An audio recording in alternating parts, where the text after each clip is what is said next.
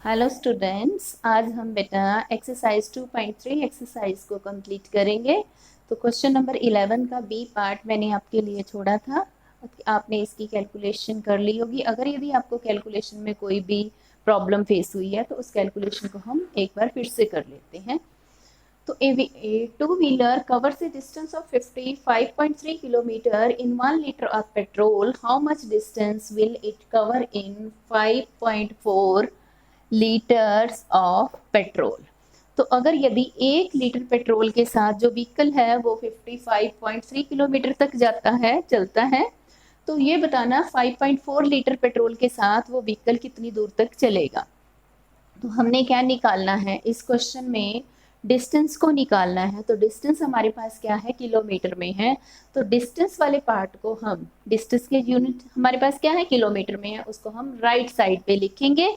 फिर हम स्टेटमेंट को बनाएंगे कि हमारी स्टेटमेंट कैसे बनेगी। तो distance covered with, distance covers with 1 litre of petrol. 1 litre petrol के साथ कितना डिस्टेंस कवर होता है, 55.3 किलोमीटर। अब कितना पेट्रोल है, distance covers with 5.4 litres of petrol.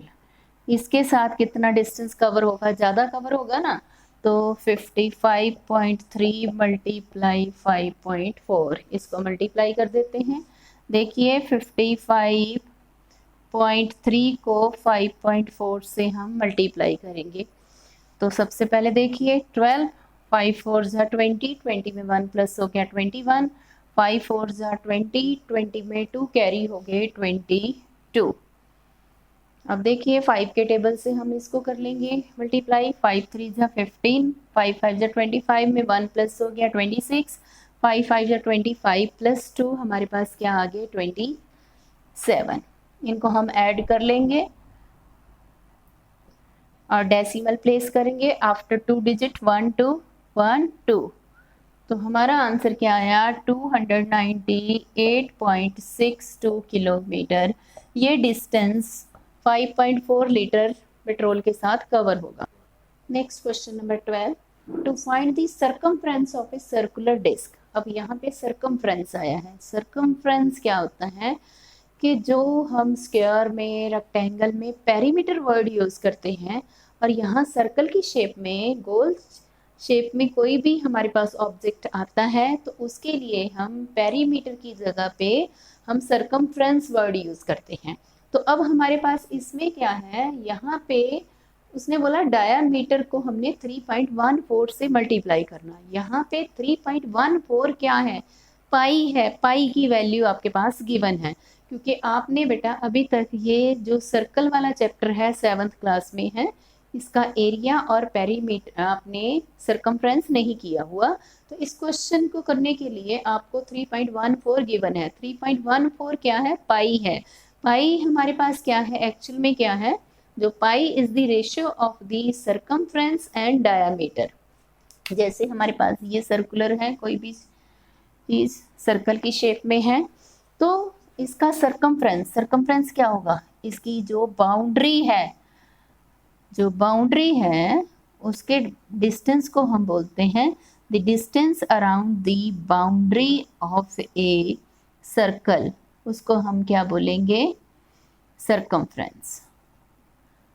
तो हमारे पास पाई क्या है, एक्चुअल में जो सरकमफ्रेंस और डायामीटर की क्या है, रेशियो है, और ये हमारे पास क्या है, डायामीटर है।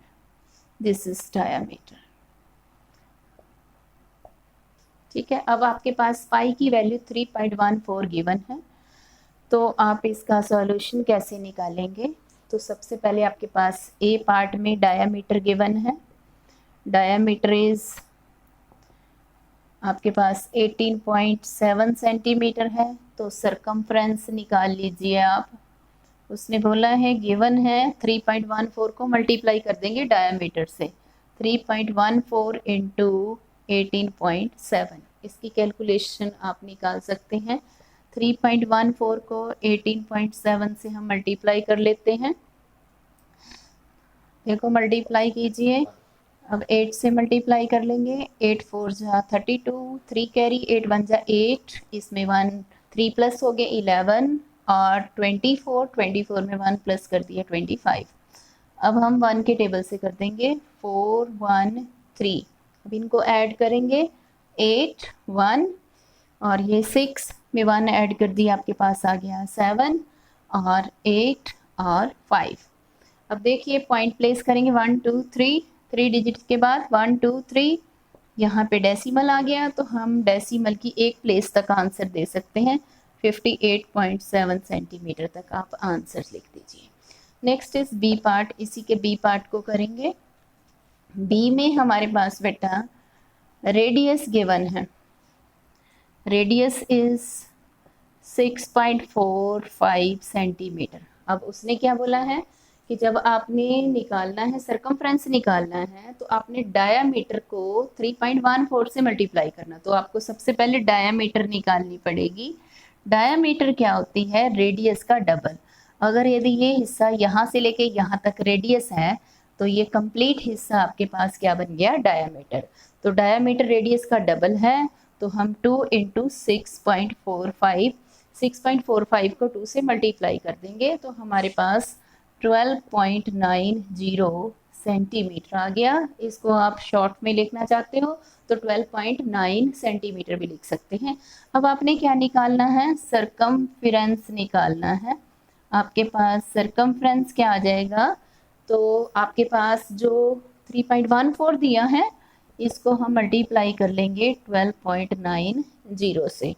अब देखिए बेटा, इसकी मल्टीप्लिकेशन कीजिए, और जब आप मल्टीप्लाई करोगे पहले 4 के टेबल से, 8 और 3 11, और 4 में 1 प्लस कर दिया 5, फिर 1 के टेबल से 9 2 1, फिर हम 3 के टेबल से कर लेंगे।